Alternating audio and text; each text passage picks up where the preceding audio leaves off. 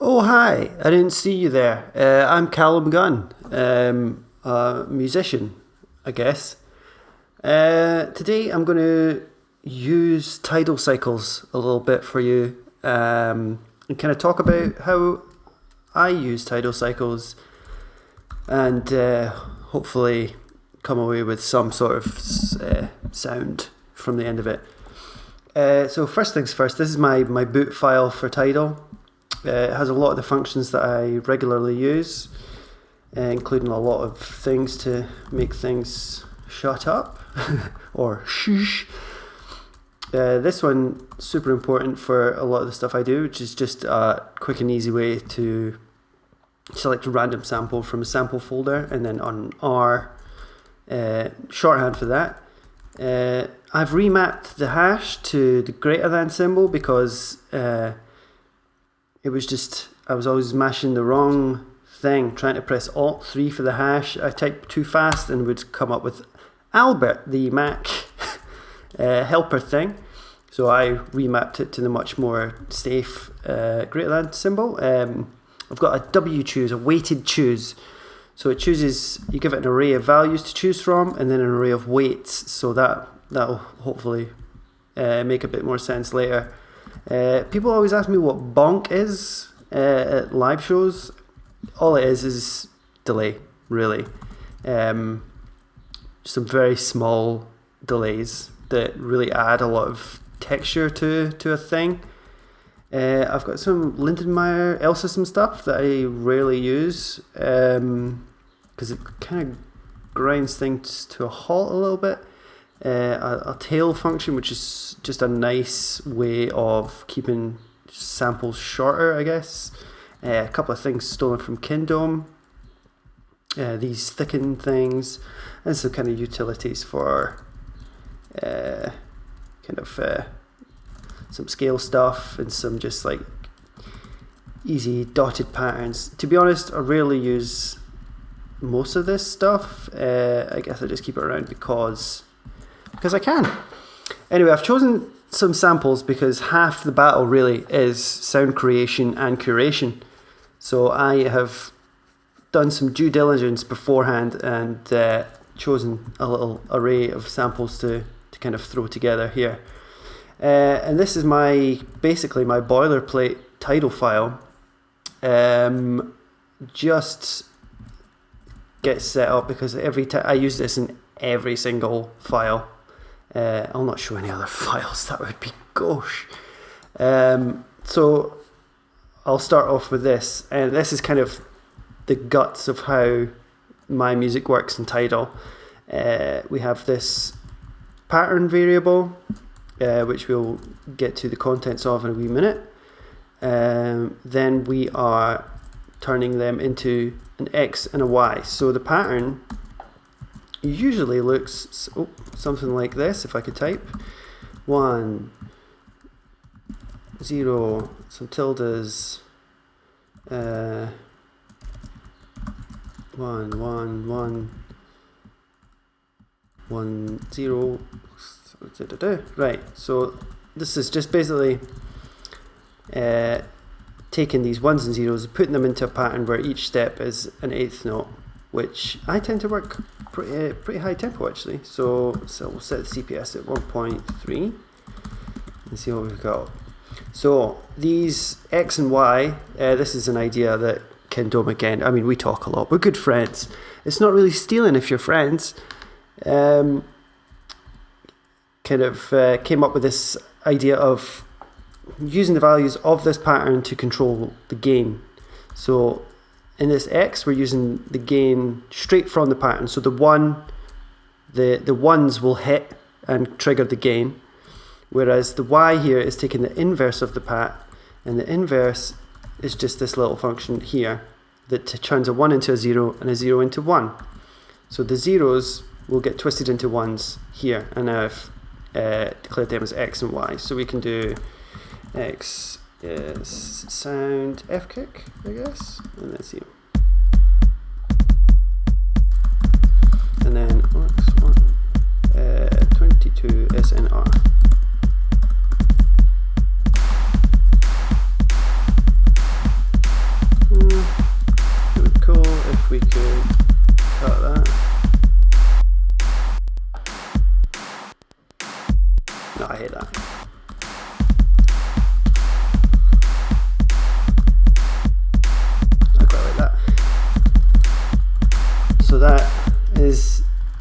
basically, that's it. You've made the tune. Congratulations, you can go home. Now everything goes into these stack things. So stack is a function that takes in an array and lets you play lots of different tidal patterns at the same time. So I'll most of the time just be using one D1, quite old fashioned, instead of 2, 3, 4, 5, 5, 6. You know, I'll just lump everything into one so I can use effects on it.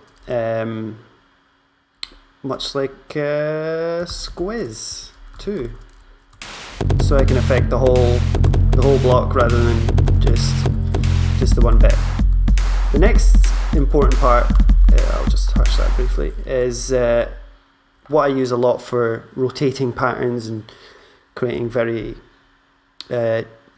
variable beats and stuff is with iter. So I'm going to show off this W-choose thing. So we want to choose between 1 and 2, but we want 1 to be the prevalent one, so we'll go for 8 and 1. So this is the weighted choose, as I was mentioning earlier.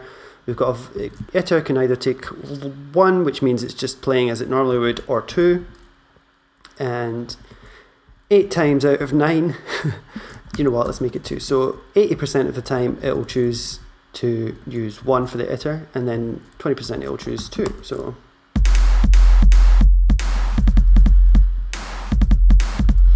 something I'm always doing as well is adding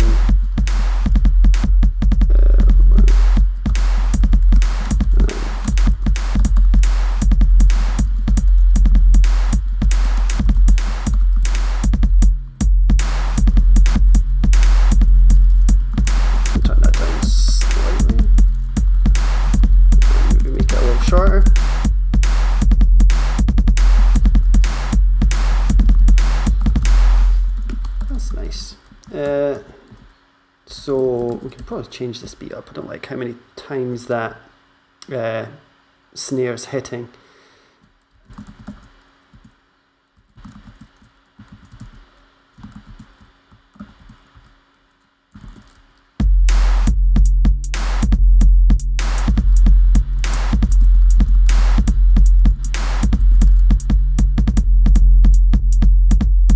Okay.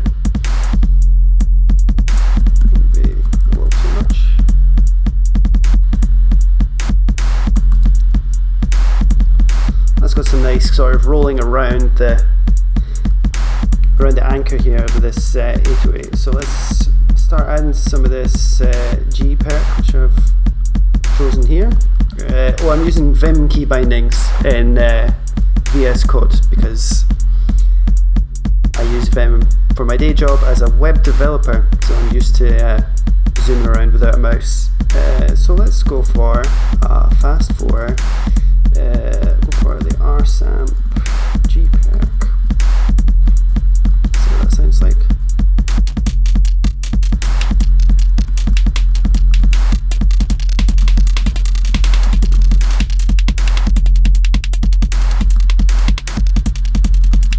We can probably get a little on that as well. Make a pan. What do we want to do? We want to range 1.2.8 Perlin noise panner. It's quite nice. I find that it's much better than a random number every time. It sort of floats around rather than darts. And because we don't want these all the time, we can degrade by 0.2. So it'll only play 80% of the time. It gives a little bit of variation in that as well. So that's shaping up pretty nicely. Shape, get it? So we'll add some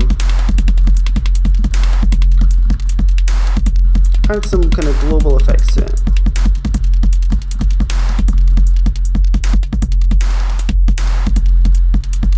Maybe we'll go the other way.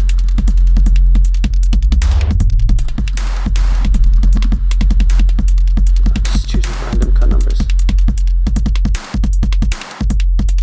That's nicer. Let me turn it up on my end here.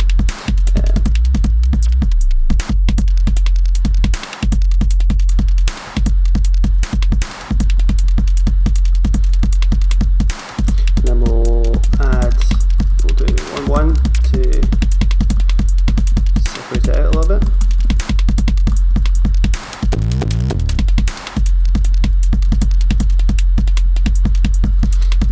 It's a little bit too fast.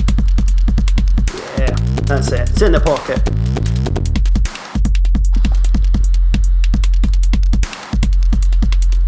Okay, cool. Well, there you go. Instant rhythm. Do you know what? Actually, could use a little kind of something ticking along. Let's see what. Let's just shut these channels up for now. Oh, of course, that's not what I'm after. No. Oh yeah, there we go.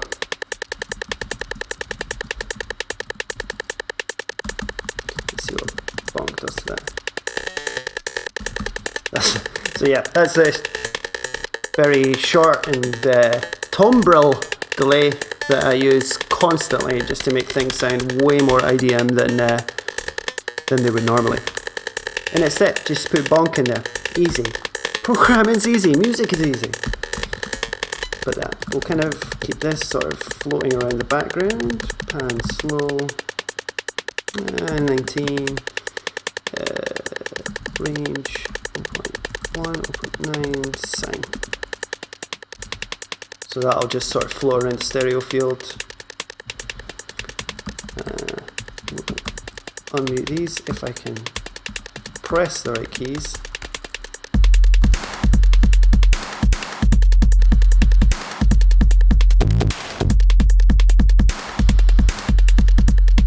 If you've never used Squiz in Tidal, I recommend it. I added it to Tidal because it's just trawling through Super Collider looking for effects. It's really horrendous. It's really something special.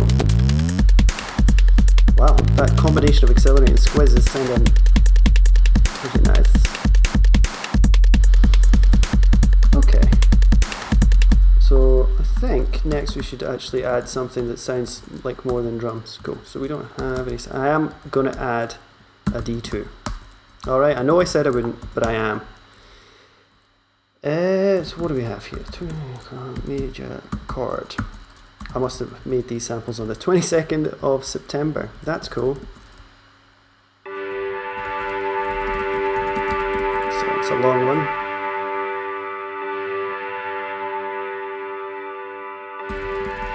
And I happen to know that it's in this sequence.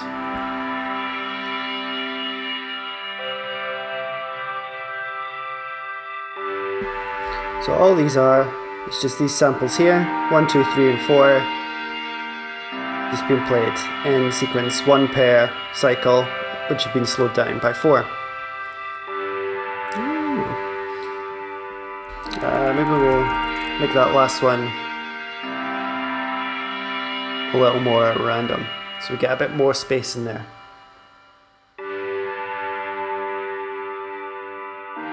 Just have a little drink. Let's see what that sounds like with this.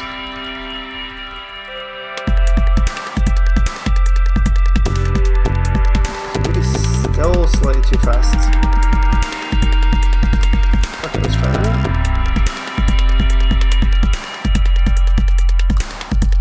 See, that seems too slow now. Alright. Okay, we're going to go with a little wave loss to break this up even more. 10, 30 per line.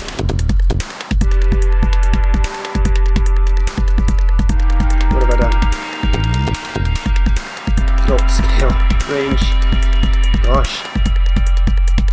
Scale is old school. Maybe 30 is too high, and 5 is easy, 10 is too high as well, 5.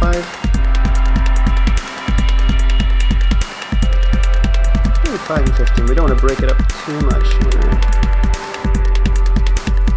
Do you know what, maybe even 1 to 9.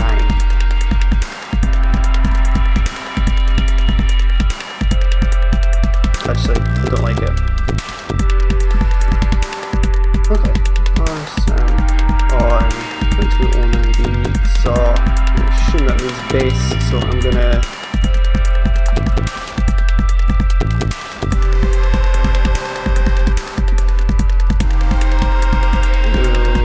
add a cut group to it, 420.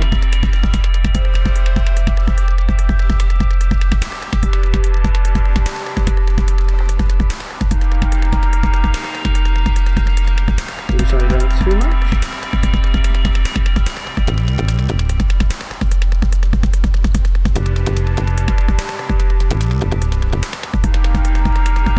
I can't really get that yet, so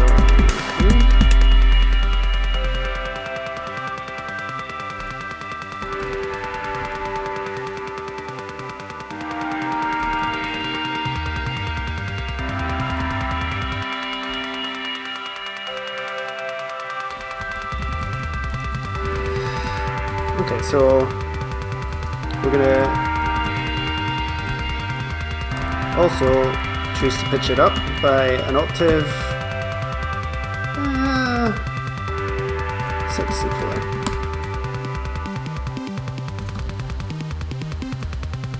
Maybe we can even get away with a second octave. Quite like that, but just like this percussion over here, we'll degrade it a little bit so we can get a bit more variation going on in there.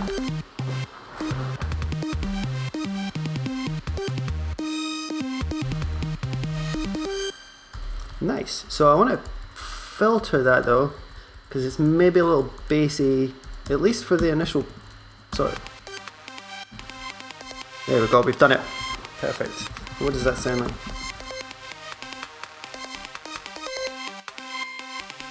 That adds some nice sort of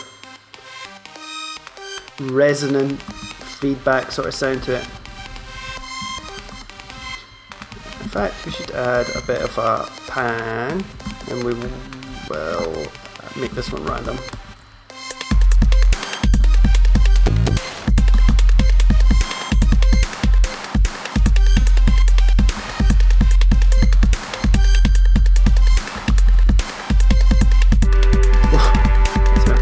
Now.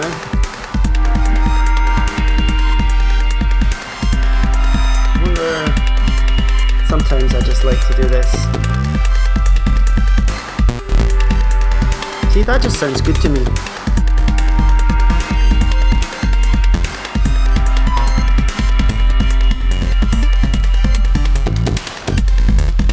at that now.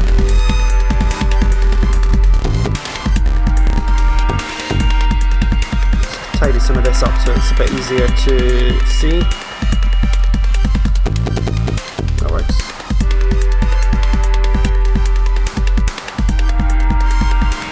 Maybe it's still too loud. We can try and distort the drums a little bit more.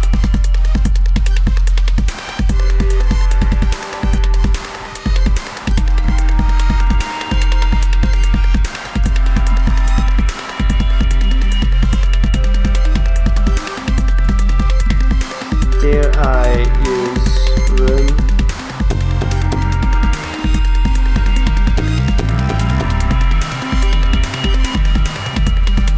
Okay, let's try some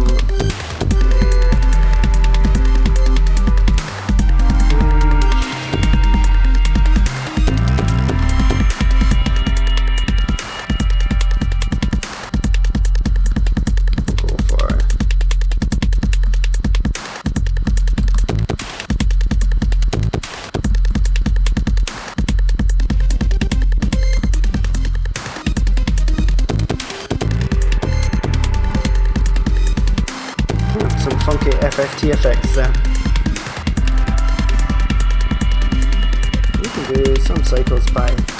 So good for a sort of transition is to just sort of slow things. Slow the percussion down half the time, and then eventually you've got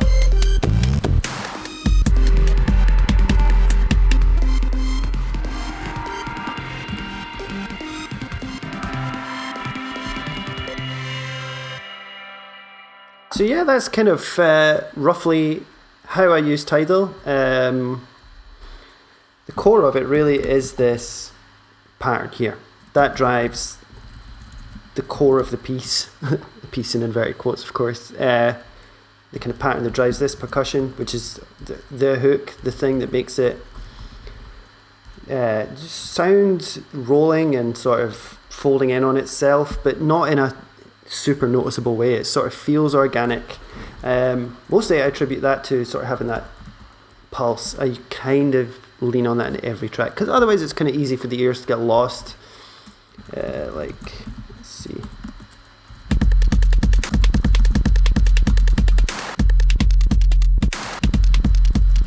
See, that just sounds quite random. So you're not really aware of where the beat is until that just gives the ear something to latch onto. It doesn't even have to be loud, it's sort of more of a subliminal thing. But yeah, so yeah, my main things I do these days with Tidal, always having this iter, sort of rolling things around, making it a little more varied. Some tracks have a lot of these, some cycles by, just to sort of vary things even more. It's all about variation really, just sort of leaving the variation up to the computer rather than the olden days when I'd sit at a DAW for years, I was going to say, handcrafting breakbeats that were different every bar and stuff. These days, for me, it's much simpler to never ever write a rhythm again, because I don't have to. And yeah, so as I said at the start, most of the work is in sound creation and curation beforehand. Obviously I haven't done any of that in this video, but yeah, it doesn't take long. Just make sure you can just every now and again just go into your synths, have a play around, cut it up, stick it in Tidal's dirt samples or wherever you keep your samples, and then eventually you too will have a folder called GABA1, GABA set, GABA SM, which I wonder what that is actually. GABA SM. Let's find out together.